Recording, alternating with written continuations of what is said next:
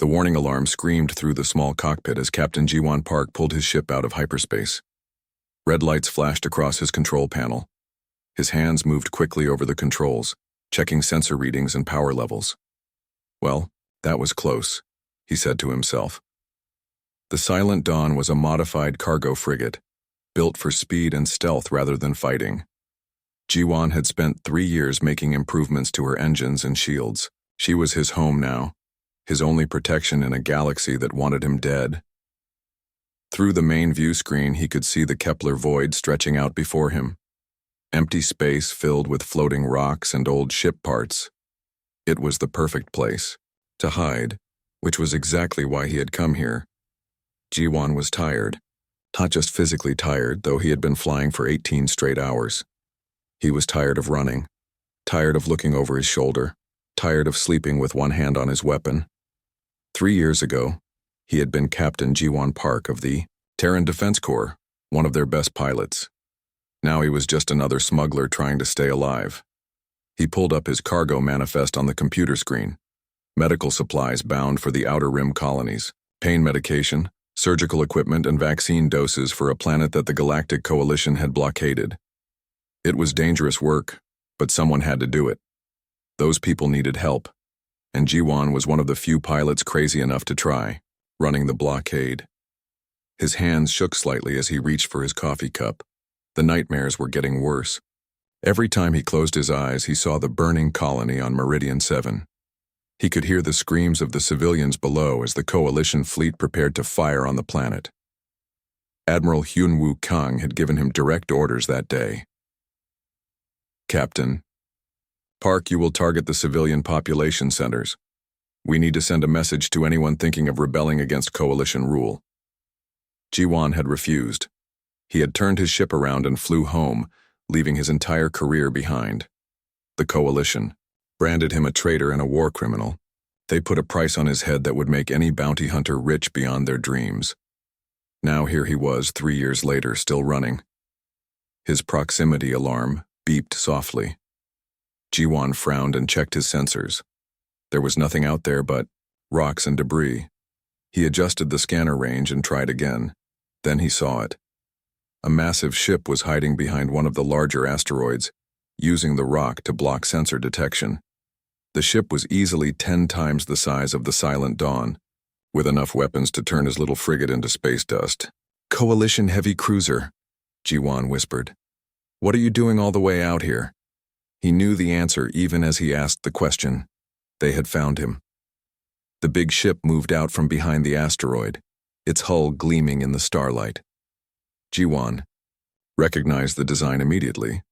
It was the Thunderbolt, Admiral Kang's personal flagship. The same ship he had served on for 5 years before everything went wrong. His communication system crackled to life. "Captain Ji-won Park, of the vessel Silent Dawn, this is Admiral Hyun-woo Kang of the Coalition ship Thunderbolt. You will power down your engines and prepare to be boarded." Ji-won stared at the screen showing the massive warship. His old mentor's voice brought back memories of better times. Admiral Kang had taught him how to fly, how to fight, how to be a leader. The man had been like a father to him. "Hello, Admiral," Ji-won said into his microphone. "Long time no see." "Ji-won," the Admiral's voice was sad. "You know why I'm here?" "I can guess." A pause. Then Admiral Kang spoke again. "The Coalition Council has lost patience with your smuggling operations. Too many of our blockades have been broken. Too many rebel planets are getting the supplies they need to keep fighting." Ji-won smiled grimly. "Good. This ends today, Ji-won. I'm offering you one chance to surrender. Come aboard my ship peacefully, and I promise you will receive a fair trial." "We both know that's a lie, Admiral. The Coalition doesn't give fair trials to war criminals." "Then what do you propose?" Ji-won looked at his scanner readings. The Thunderbolt had enough firepower to destroy a small moon. His little ship had mining lasers and a few defensive weapons. It should have been no contest, but Ji-won had learned a lot in 3 years of running from the law. He had learned that sometimes the biggest advantage was not having anything left to lose. "I propose you go home, Admiral. Find another war criminal to hunt." Admiral Kang's voice hardened. "I can't do that," And you know it. If you won't surrender, then I have 50 ships waiting at the edge of this system. 50 of the Coalition's finest warships all hunting for you. 50 ships. Jiwan felt a cold chill run down his spine. He had expected pursuit, but 50 ships was an entire battle fleet. The Coalition was taking no chances this time. 50 ships to catch one man? Jiwan said. I'm flattered. Don't make this harder than it has to be. Jiwan was quiet for a long moment, thinking. He could surrender and die with some dignity. He could try to run and probably get destroyed within minutes. Or he could do something that nobody expected. He could fight back. Admiral, he said finally, do you remember what you taught me about hunting? What are you talking about? You said the most dangerous prey is the kind that fights back, the kind that refuses to run anymore. Jiwan's fingers moved across his control panel, bringing his ship's weapons online. They were pitiful compared to what the Thunderbolt carried, but they were all he had. Jiwan, don't do this. You can't win against 50 ships. Maybe not, Jiwan said, but I'm going to make them work for it. He opened a channel to all Coalition frequencies, knowing that every ship in the hunting fleet would hear his words. This is Captain Jiwan Park, to all Coalition forces in the Kepler system. You came here to hunt a human. 50 ships against one. Man, you think those are good odds? He paused, letting his words sink in. Let me teach you something about humans. We don't know when to quit. We don't know when we're beaten. And we really don't like being hunted. Jiwan's hand hovered over the engine controls. You want to hunt me? Fine. But remember this moment when your fleet is burning around you. Remember that you chose this fight. He cut the transmission and punched the engines to full power.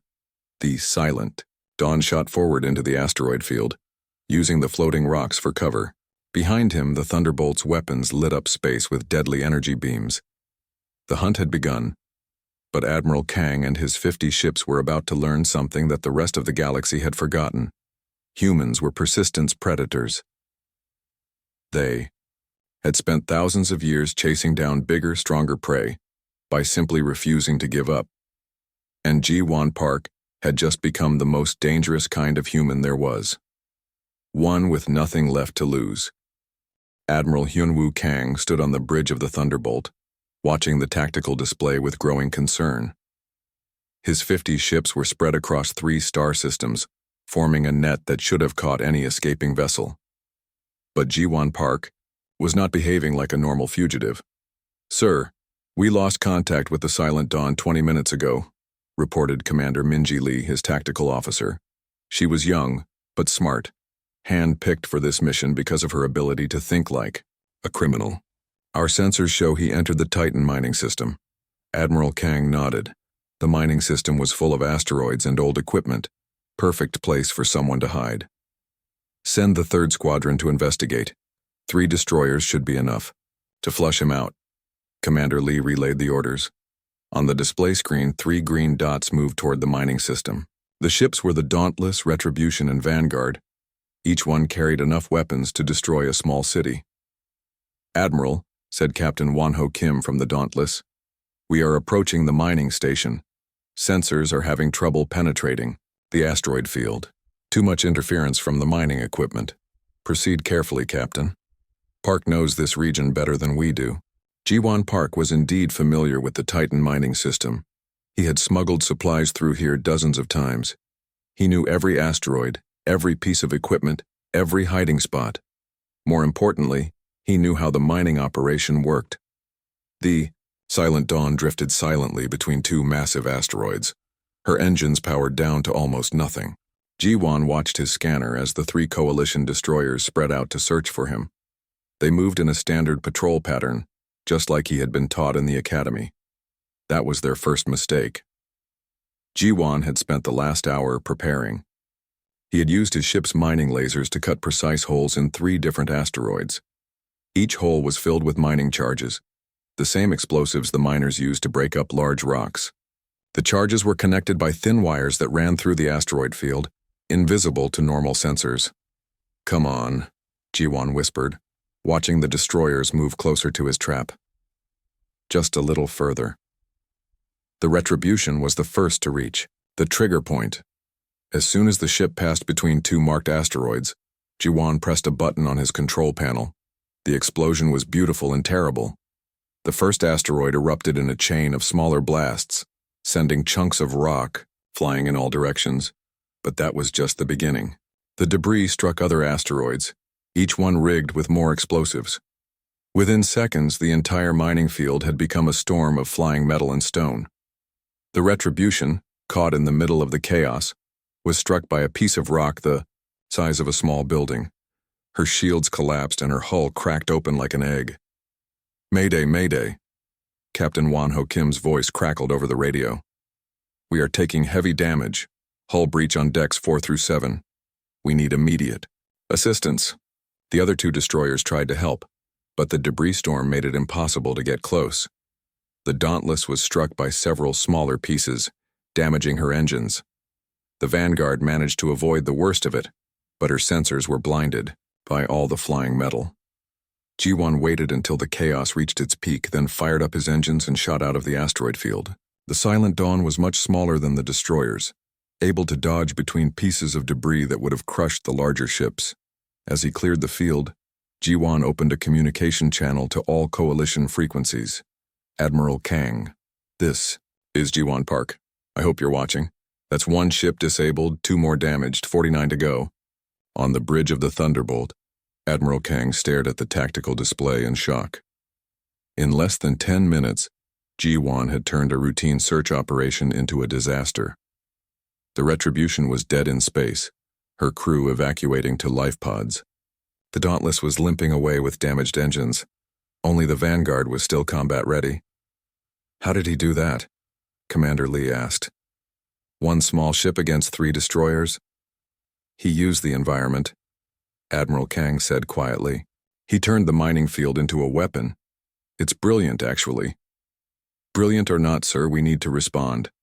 The other squadron commanders are asking for orders." Admiral Kang was quiet for a moment. He had trained G1 Park himself, taught him everything he knew about space combat.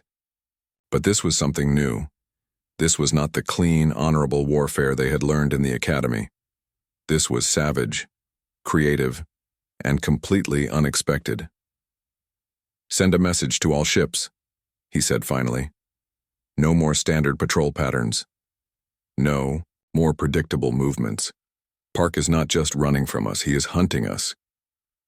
The message went out across the fleet, but it was already too late for some of them. While the Coalition forces were dealing with the disaster at the mining station, G1 had moved to his next target. The fuel depot at Henderson Station was lightly defended. Just 2 patrol boats and a single frigate. The Coalition had never expected anyone to attack a fuel depot. It was too obvious, too dangerous. The exploding fuel tanks would destroy any attacking ship, unless the attacker didn't care about getting close. G1 approached the depot from the blind side, using Henderson Station itself to block the defender's sensors. His ship carried a full load of mining charges taken from the asteroid field during his preparations. He didn't need to get close to cause damage. He launched the charges like missiles, sending them on ballistic trajectories toward the fuel tanks. The defending ships saw them coming and tried to shoot them down, but there were too many spread across too wide an area. The first explosion lit up space like a small sun. Then the second, then the third. Within moments, the entire fuel depot was a raging inferno. The 2 patrol boats were caught in the blast and destroyed instantly. The frigate tried to escape but was too slow.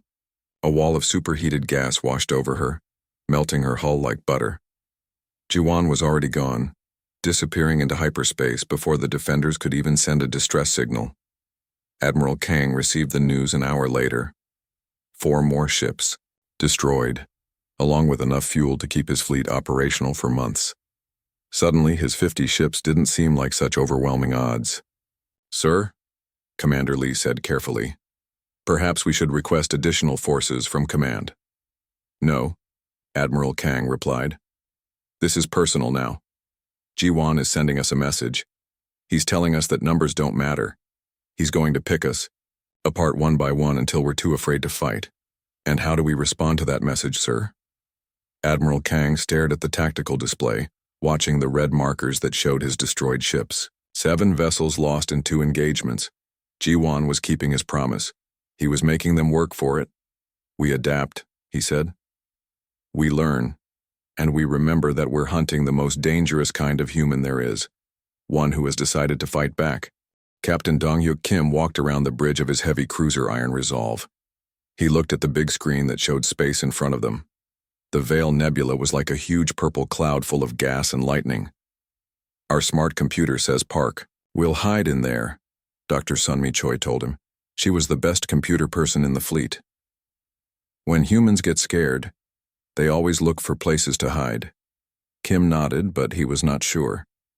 After what happened at the mining place and the fuel station, Ji-won Park did not act like a scared man. He acted like a man ready to fight.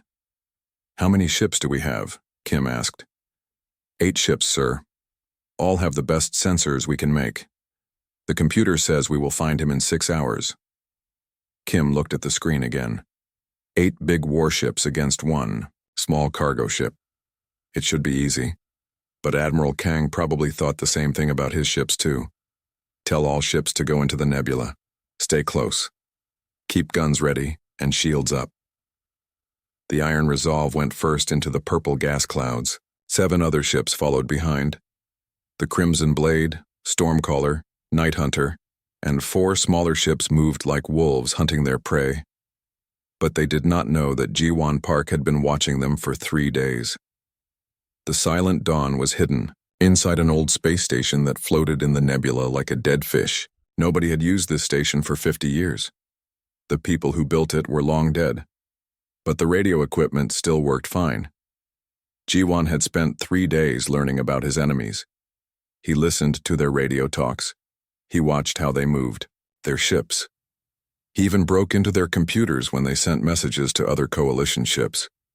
These people were using the same secret codes that Ji-won had helped make when he was still their friend. "Time to teach you what happens when you trust machines too much," Ji-won said to himself. The coalition ships all shared the same computer network. This network let one big artificial brain control all 8 ships at once. If Ji-won could get inside that network, he could make the computer brain see anything he wanted. Captain Kim was looking at his sensor screen when a small dot appeared. Something was moving in the nebula 20 kilometers away. "Contact at 047, his sensor man said. "Small ship. Might be our target." "All ships go to that spot," Kim ordered. "But stay together. This could be a trap." The 8 ships moved toward the dot with weapons ready. When they got there, they found nothing, just empty space and purple gas. "False reading," Kim said. "Probably just static from the nebula. Keep looking." Then another dot appeared on the screen. Then another. Soon the display was full of dots that appeared and disappeared like ghosts. "Sir, the computer brain is getting confused," Dr. Choi said, with worry. "It keeps trying to follow targets that are not really there. Turn off the automatic systems. We will look for contacts with our own eyes." This was exactly what Ji-won wanted. While the computer brain was busy trying to figure out which dots were real, nobody was watching for computer viruses. Nobody was looking for an enemy hacker trying to break into their system. Ji-won had learned about computer viruses from space pirates and rebels. They taught him dirty tricks that no military school would ever teach.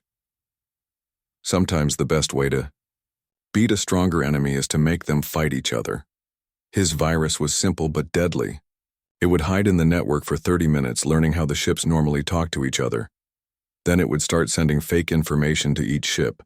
The ships would see enemies where their friends should be. Captain Kim was getting angry about all the fake contacts when his weapons officer suddenly shouted, "Sir, the Stormcaller is pointing guns at us." "That cannot be right. We are on the same side." But the screen clearly showed the Stormcaller turning toward the Iron Resolve with weapons charged. "Stormcaller, this is Iron Resolve. What are you doing?" Captain Jae-hyun Lee's voice came over the radio. "Iron Resolve, our computers say you are an enemy ship. You look like the Silent Dawn to us." "That is impossible. Check your sensors. Our sensors say you are the ship we came to destroy." Kim stared at his screen in shock. His computers showed the Stormcaller as an enemy too. Each ship was seeing all the others as hostile targets. All ships do not shoot, Kim said on all radio channels. We have a computer problem. But it was too late. The Night Hunter thought 2 enemy ships were about to attack her. She fired her big guns at the Crimson Blade. The Crimson Blade shot back, thinking she was defending herself. In seconds, the neat formation became chaos. Ships shot at each other while their crews screamed over the radio. The computer network that was supposed to help them work together had become their worst enemy. Kim watched in horror as the Stormcaller and Night Hunter destroyed each other with cannon fire. The Crimson Blade was badly hurt and trying to run away. 3 smaller ships crashed into each other while dodging the battle, making a cloud of twisted metal and fire. Dr. Choi, shut down the network right now. I am trying, sir, but something is stopping me. The system does not know who I am anymore. From his hiding place, Ji-won Park watched the battle with a heavy heart. These people had once been his fellow soldiers, good men and women who thought they were doing right. But they chose to hunt him like an animal so he would make them pay for it. When the shooting stopped, only 3 ships were still working. The Iron Resolve was hurt but could still fight. 2 smaller ships had survived by staying away from the battle. All ships, tell me your condition, Kim called on the emergency radio. And somebody explain what just happened. Ji-won decided to give them the answer. He opened a radio channel to all surviving coalition ships. Captain Kim, this is Ji-won Park. I hope you learned something about hunting humans today. You did this. You made our ships attack each other. I just showed your computer brain what it wanted to see. Your own machines did the shooting. You trusted computers instead of human thinking, and those computers betrayed you. Kim's voice shook with anger. You murdered innocent people. No, Captain, you murdered them when you brought so many ships to hunt me. Every person who died today chose to be here. They chose to follow orders without asking questions, just like I used to do. Ji-won waited a moment to let his words sink in. But here is the important lesson, Captain. This was just practice. I wanted to show you that your technology can fail. Your computer networks can be hacked. Your artificial brains can be fooled. Nobody spoke for several seconds. 15 ships destroyed, 35 left. Ji-won continued. Tell Admiral Kang that his old student has more lessons to teach. Tell him that every ship he sends after me will come back as junk. The radio went quiet. Kim was left alone with his broken ship and the floating pieces that had once been 7 proud warships. Far away, the Silent Dawn came out of the old station and jumped to hyperspace. Admiral Kang got the bad news 2 hours later. 8 more ships lost, destroyed not by enemy guns but by their own weapons controlled by one man with a computer and the will to use it. The hunt was not over, but everything had changed. Ji-won Park was not just running away anymore. He was fighting back, turning their own advantages against them. With each victory, he proved that sometimes one determined human could beat any number of enemies. The coalition was learning that when you hunt a human, you better be ready for the human to hunt you back. Admiral Hyunwoo Kang paced the bridge of his flagship, his hands clasped behind his back. 35 ships remained from his original fleet of 50, 15 destroyed by one man in a small frigate. The numbers didn't make sense, but the wreckage, floating through 3 different star systems, told the truth. We need to change our approach, said Commander Minji Lee. Park is not fighting like a normal fugitive. He's fighting like someone who knows our tactics better than we do. That's because he does know them, Admiral Kang replied. I trained him myself. Every strategy we use, every formation we deploy, he's seen it all before. The Admiral stopped pacing and turned to face his tactical display. His remaining ships were spread across the sector, trying to predict where Ji-won would strike next. But prediction was useless against someone who refused to follow normal patterns. Sir, Captain Young-jae Seo is requesting permission to speak with you. Admiral Kang nodded. Captain Seo commanded the elite Crimson Squadron, 12 of the Coalition's fastest interceptor ships. They were piloted by aces, the best of the best. If anyone could catch Ji-won Park, it would be them. The holographic image of Captain Seo appeared on the bridge. He was young, confident, and had never lost a battle. His pilots were handpicked from across the fleet, each one a veteran with dozens of successful missions. Admiral, give me permission to hunt Park with my squadron. No support ships, no heavy cruisers, just fast interceptors. We can match his speed, and outfly anything he can throw at us. Admiral Kang considered the proposal. 12 ships against one. Elite pilots against a former academy instructor turned rebel. It might work. Very well, Captain Isio. But remember what happened to the other squadrons. Park doesn't fight fair. Neither do we, sir. Crimson Squadron has some tricks of our own. The transmission ended, and Admiral Kang found himself hoping that youth and skill would succeed where experience and numbers had failed. Captain Sio briefed his pilots in the ready room of the carrier Dominion. 12 men and women sat around the table, each one wearing the red flight suit that marked them as elite pilots. Among them was Lieutenant Haeun Kim, the youngest pilot in the squadron, and its newest member. Target is Captain Ji-won Park, former TDC instructor currently flying a modified cargo frigate called Silent Dawn, SEO explained. He's been running circles around our fleet for the past week. 1 ship against 12? Asked Lieutenant Tajun like overkill. Don't underestimate him, Lieutenant Kim said quietly. This is the same man who destroyed 15 coalition warships. There has to be a reason Admiral Kang is taking him so seriously. Captain Sio frowned at the interruption. Lieutenant Kim, do you have concerns about this mission? I'm just saying we should be careful, sir. Park obviously knows something we don't. What Park knows is how to run and hide. What we know is how to hunt. Any other questions? There were no other questions, but Lieutenant Kim still felt uneasy as the squadron launched from the carrier. Something about this whole situation felt wrong.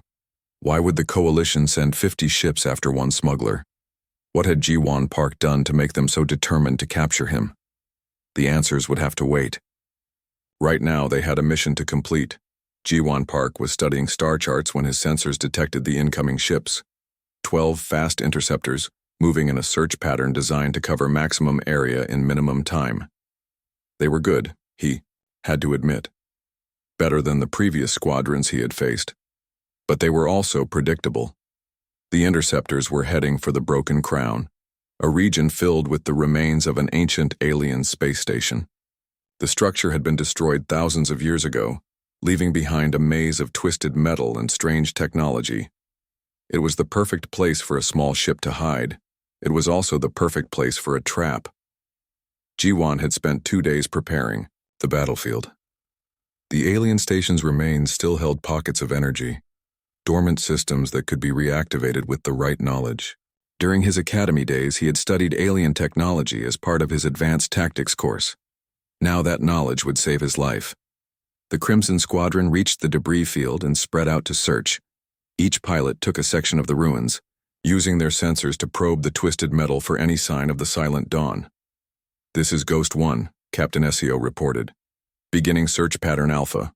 All pilots report contact immediately. Lieutenant Kim guided her interceptor through a canyon formed by 2 massive pieces of hull plating. Her sensors were having trouble penetrating the alien metal, and she found herself relying more on visual scanning than electronic detection. Ghost 7 to Ghost 1, she reported. I'm getting some strange energy readings in Section 4. Could be engine signatures, but the patterns are unlike anything I've seen. Investigate but maintain safe distance, CO ordered. Kim pushed her interceptor deeper into the ruins. The energy readings were getting stronger, but they didn't match. Any known ship design? The patterns were too regular, too organized. They looked almost like... Ghost 1, these aren't engine signatures, she said urgently. They're some kind of automated system. The whole station is coming back to life. That was when Ji-won struck. He had hidden the Silent Dawn deep inside the station's core, using the alien technology to mask his ship's energy signature. But while he hid, he had been busy. Cables ran from his ship to various control nodes throughout the station, allowing him to access systems that had been dormant for millennia. The ancient station had been a weapons platform, designed to defend against some long-forgotten enemy. Its guns were still functional, powered by energy sources that human science barely understood. With the right commands, those guns could be turned against new targets.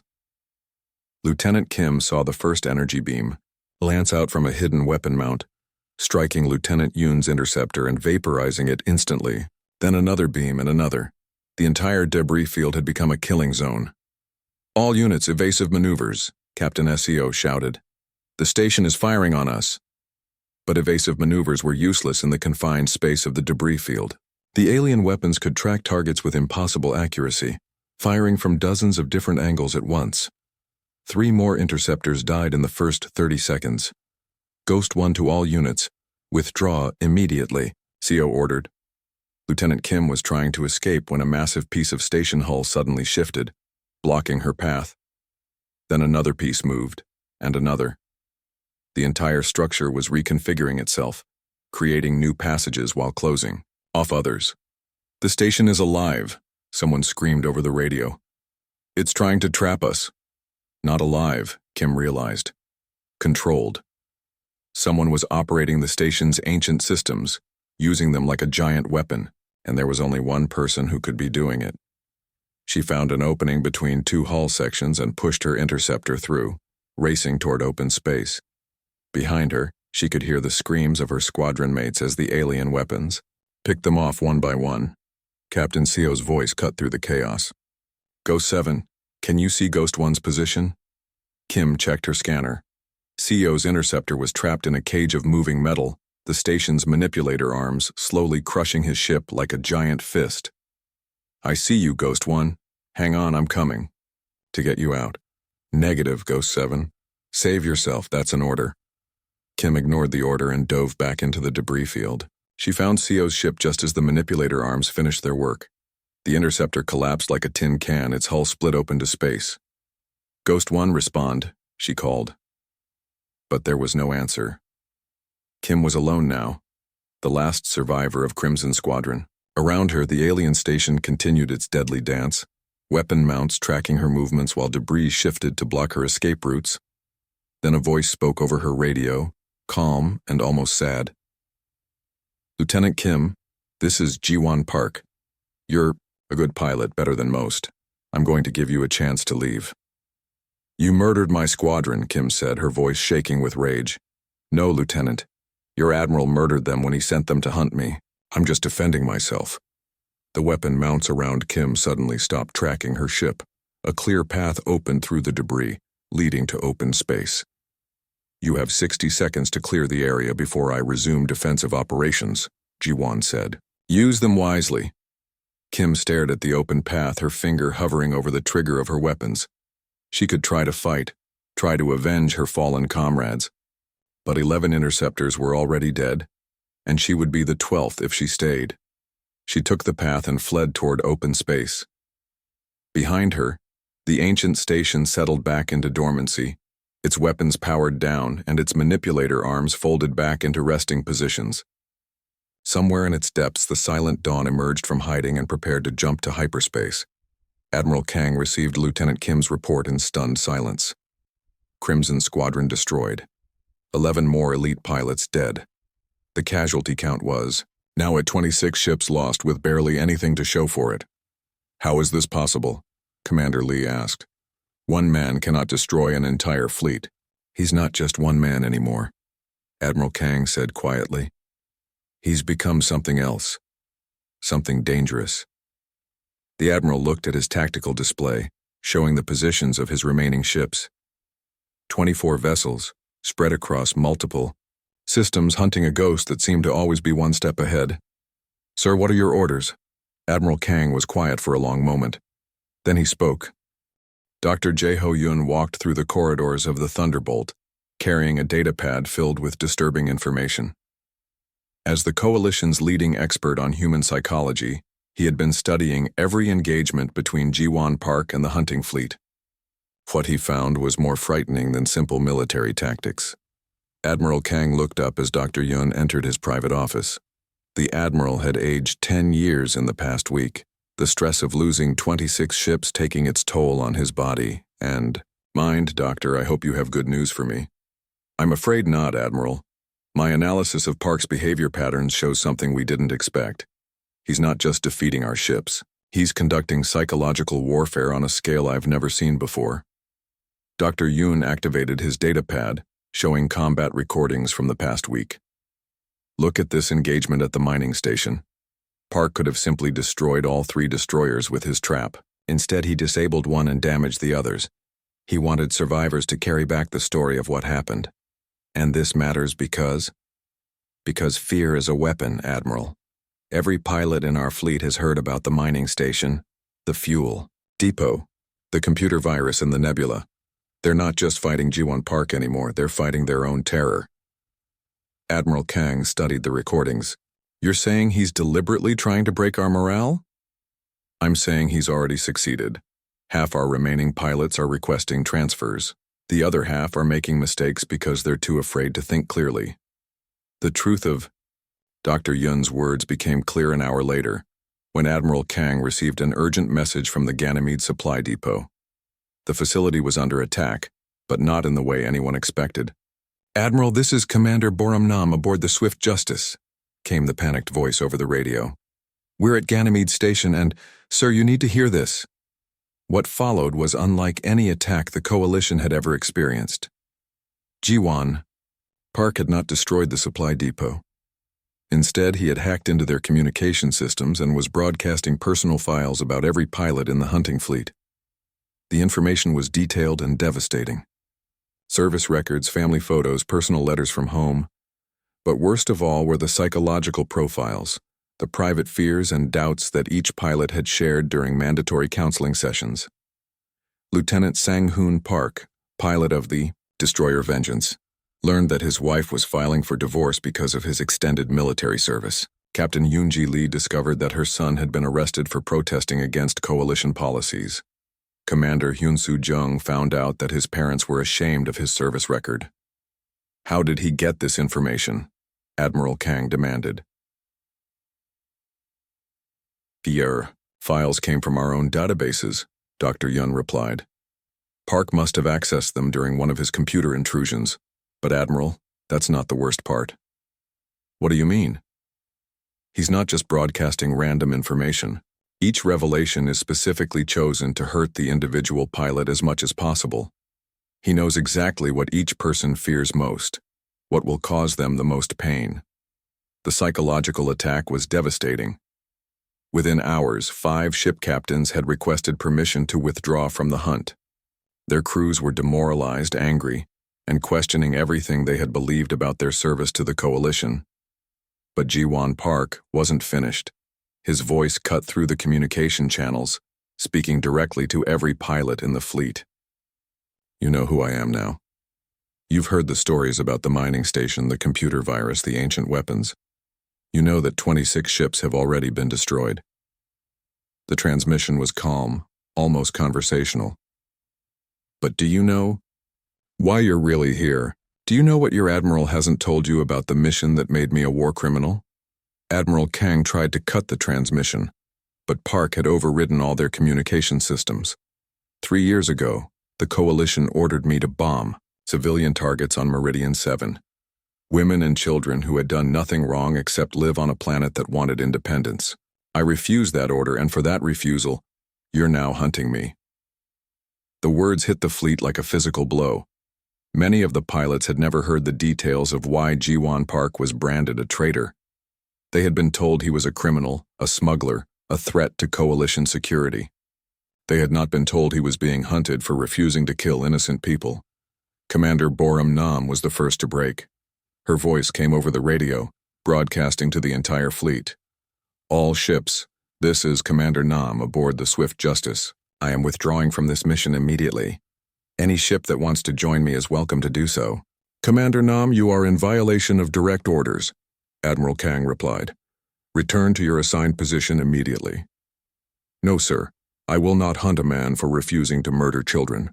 Swift Justice is withdrawing from the combat zone." 3. More ships immediately announced their intention to join Commander Nam, then 2 more. Within an hour, 7 vessels had broken away from the fleet, their captains refusing to continue the hunt. Admiral Kang watched his force dwindle from 24 ships to 17. But the defections were not the worst part. The worst part was the doubt he could see in the eyes of his remaining officers. They were starting to wonder if they were hunting a hero instead of a criminal. "Admiral," Commander Lee said quietly, What really happened on Meridian 7? The question hung in the air like poison. Admiral Kang had hoped this day would never come, when his own officers would start questioning their orders.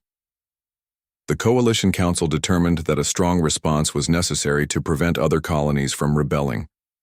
The bombing of civilian targets was regrettable but necessary. And Captain Park refused those orders? Yes. Commander Lee was quiet for a long moment. Sir, with respect, maybe he was right to refuse. Admiral Kang felt something cold settle in his stomach. The doubt was spreading through his own command crew, just as Ji-won had planned. But Park wasn't done with his psychological warfare. His next move was even more devastating.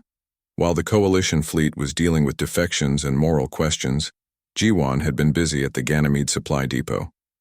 Instead of destroying the facility, he had loaded his ship with something more valuable than weapons or fuel. He had stolen the personnel files of every family member connected to the hunting fleet. The next broadcast showed photos and personal information about the wives, children, and parents of Coalition pilots. But these weren't threats. They were reminders. Lieutenant Min Ho Song, Ji-won's voice said as a photo appeared on every screen in the fleet. Your daughter Jisoo is 7 years old. She drew this picture of you in your pilot uniform. She thinks you're a hero fighting bad guys. The image showed a child's drawing in crayon, depicting a smiling pilot standing next to a spaceship with hearts drawn around it. Captain Do-Yun Lee, your wife Kyung-soo sent you this letter last week. She's worried about you. She wants you to come home safe. One by one, Ji-won showed personal messages, family photos, and reminders of what each pilot had left behind. He wasn't threatening their families. He was reminding them why those families mattered. Commander Jinwoo Park, your son is getting married next month. He asked his mother if you'll be there to walk him down the aisle. She told him she hopes so, but she's not sure if you'll still be alive. The emotional impact was devastating. These pilots had joined the hunt thinking they were serving justice. Now they were being reminded that they were risking their lives to capture a man whose only crime was refusing to kill innocent people. Captain Seokjin Kim was the next to break. Admiral Kang, this is Captain Kim, aboard the Relentless. I request permission to withdraw from the mission. I can't do this anymore. Permission denied, Captain. Hold your position. Sir, my wife is pregnant with our first child. I won't leave her a widow because we're hunting a man who was probably right to disobey orders. 2 more ships joined the withdrawal, then 3 more. Admiral Kang watched helplessly as his fleet continued to shrink. Admiral, Dr. Yun said quietly, Park is systematically destroying our will to fight. He's not just attacking our ships anymore, he's attacking our reasons for being here. I can see that, Doctor. The question is, how do we stop him? Maybe we don't stop him. Maybe we should consider that he might be right. Admiral Kang turned to stare at the doctor in shock. Are you suggesting we abandon the mission? I'm suggesting that maybe Ji-won Park isn't the criminal here. Maybe we are. Before Admiral Kang could respond, another transmission came through from the supply depot. But this time, it wasn't Ji-won's voice. It was Commander Nam, speaking to the entire fleet. All ships, this is Commander Nam. I'm broadcasting from Ganymede Station where I've been speaking with the local civilians. Do you know what they told me? They told me that Ji-won Park has been bringing them medical supplies for 3 years. Food for their children, medicine for their sick. Her voice was filled with emotion. We're not hunting a criminal. We're hunting someone who's been saving lives while we've been taking them. Admiral Kang felt his command authority crumbling around him. 12 ships remained loyal, but even their crews were wavering. The mission had become a moral disaster, exactly as Ji-won had intended. Commander Lee, he said quietly, send a message. To all ships, we're changing tactics again. What are your orders, sir? Admiral Kang stared at the star map, tracing the route to the edge of everything. If I'm going to lose to my former student, I want it to be in single combat, like the old days when honor meant something. The remaining 12 ships of the Coalition fleet set course for the barrier, carrying with them the remnants of a proud navy and an admiral who had finally realized he might be on the wrong side of history. Behind them, at Ganymede Station, Ji-won Park received word of their destination. He smiled grimly and began plotting his own course to the edge of forever. The final act of this deadly drama was about to begin. The barrier stretched across space like a wall made of lightning and madness. Ancient alien technology created storms of pure energy that twisted reality itself, forming a maze where the laws of physics seemed to change from moment to moment. Ships that entered the barrier either emerged quickly or never emerged at all. Admiral Hyunwoo Kang stood on the bridge of the Thunderbolt, watching the swirling chaos through the main view screen. 11 ships remained from his original fleet of 50. The cruiser's Eternal Vigilance and Final Hour flanked his flagship, while 8 smaller vessels took positions around them. "Admiral, are you certain about this strategy?" "Commander Minji," Lee asked, "in the barrier we lose most of our technological advantages. Our sensors will be almost useless and communication will be spotty at best." "That's exactly the point, Commander. Ji-won Park has been using our own technology against us for the past week. In the barrier, technology doesn't matter. Only skill and determination count." Admiral Kang had made his choice. If he was going to face his former student in battle, it would be on equal terms. No overwhelming numbers, no superior firepower, just pilot against pilot, ship against ship. The silent dawn appeared on their sensors 30 minutes later, emerging from hyperspace, at the edge of the energy storms. The small frigate looked tiny compared to the coalition warships, but Admiral Kang had learned not to underestimate his opponent. "This is Admiral Kang to the vessel Silent Dawn. Ji-won, I know you're listening. I'm offering you one final chance to surrender." Ji-won Park's voice came back across the communication channel, calm and steady despite the chaos surrounding them. "Hello, Admiral. I see you decided to make our final meeting more interesting." The barrier seemed appropriate. No tricks, no traps. Just you and me settling this the old-fashioned way. "I appreciate the gesture, but we both know this won't end with my surrender. You have your orders, and I have my principles." Admiral Kang nodded sadly. "Then let's finish what we started." The two forces moved into the barrier simultaneously, entering a realm where nothing was certain except danger. The energy storms immediately began playing havoc with their systems. Sensor readings flickered and changed, showing phantom contacts that appeared and disappeared like ghosts. Lieutenant Commander Subin Lee was piloting the destroyer Swift Arrow when her ship simply vanished. One moment she was there on the tactical display. The next moment, empty space. No explosion, no debris. The ship had been caught by a dimensional rift and transported somewhere else entirely.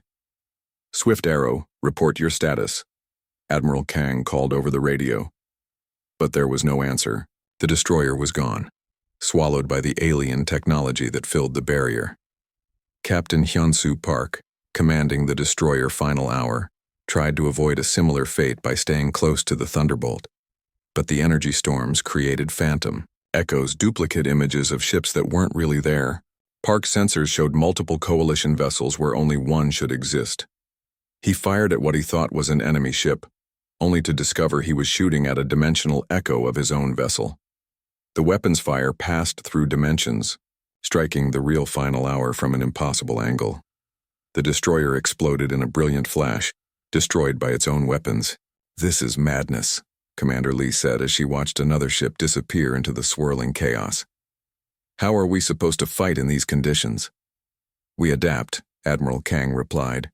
"We use our eyes instead of our sensors. We trust our instincts instead of our computers." But adaptation was easier said than done. The cruiser Eternal Vigilance became trapped in a temporal loop, repeating the same 10-second sequence over and over again. Captain Won-ho Kim's voice echoed across the radio as he experienced the same moment of confusion dozens of times. The smaller ships fared even worse. 3 frigates collided when their navigation systems failed simultaneously, their crews unable to determine which way was up in the shifting maze of energy. 2 more ships were caught by gravity wells that appeared from nowhere, crushing their hulls like paper. Within an hour, only Admiral Kang's flagship remained operational. The Thunderbolt drifted through the chaos, her crew working frantically, to keep their systems functioning while the barrier's energy storms tried to tear reality apart around them. "Admiral, we've lost contact with all other ships," Commander Lee reported. "It's just us now." Admiral Kang stared at the tactical display, which showed nothing but static and confusion. Somewhere in this maze, Ji-won Park was hunting him. The student had become the teacher, and the lesson was about to reach its final chapter. The silent dawn appeared without warning, emerging from a dimensional fold directly in front of the Thunderbolt. Both ships were damaged, their hulls scarred by energy discharge and their systems failing, but they were still fighting. "Ji-won," Admiral Kang said over the radio, "it's just you and me now, like it should have been from the beginning." "I never wanted this fight, Admiral. You forced it on both of us." The two ships began a deadly dance through the energy storms, using the chaotic environment to their advantage. Ji-won's smaller ship was more maneuverable, able to dodge between energy fields that would destroy the larger cruiser. But the Thunderbolt had heavier weapons and stronger shields. They traded shots across impossible distances, their weapons' fire bent by dimensional effects and gravity distortions. Sometimes the shots struck home immediately. Sometimes they emerged from rifts minutes later, attacking from unexpected angles. Admiral Kang found himself admiring his opponent's skill despite everything. Ji-won was flying like a man possessed, using every trick he had ever learned and several that he seemed to be inventing on the spot. The Silent Dawn darted through energy storms that would have destroyed any other ship, using the chaos as both shield and weapon. But the Thunderbolt was taking damage. A weapons array exploded, then another. Hull breaches appeared faster than the repair crews could seal them. One by one, Admiral Kang's officers were killed or wounded by the failing systems around them. "Admiral," Commander Lee said, her voice weak from a head injury, "the ship is breaking apart. We need to evacuate." "No, Commander. This is where it ends." Admiral Kang took manual control of his ship, sending his surviving crew to the escape pods. If he was going to die, he would die at the controls of his vessel, fighting to the end like a proper naval officer. The two ships faced each other across a void filled with swirling energy and broken reality. Both were dying, their systems failing, their hulls cracked open to space. But still they fought. "Why, Ji-won?" Admiral Kang asked over the radio. "Why choose this path? You could have been the greatest officer in Coalition history." Ji-won's reply came through the static, his voice tired, but determined. "Because someone had to show them that humans don't break easily, Admiral. Someone had to prove that we're more than just following orders." "And was it worth it? All those ships? All those lives? You tell me, Admiral. You brought 50 ships to hunt one man. Was that worth it?" Admiral Kang was quiet for a moment, watching his instruments fail one by one. His ship was dying around him, just as his fleet had died throughout the week. 50 ships reduced to one. The greatest military disaster in Coalition history.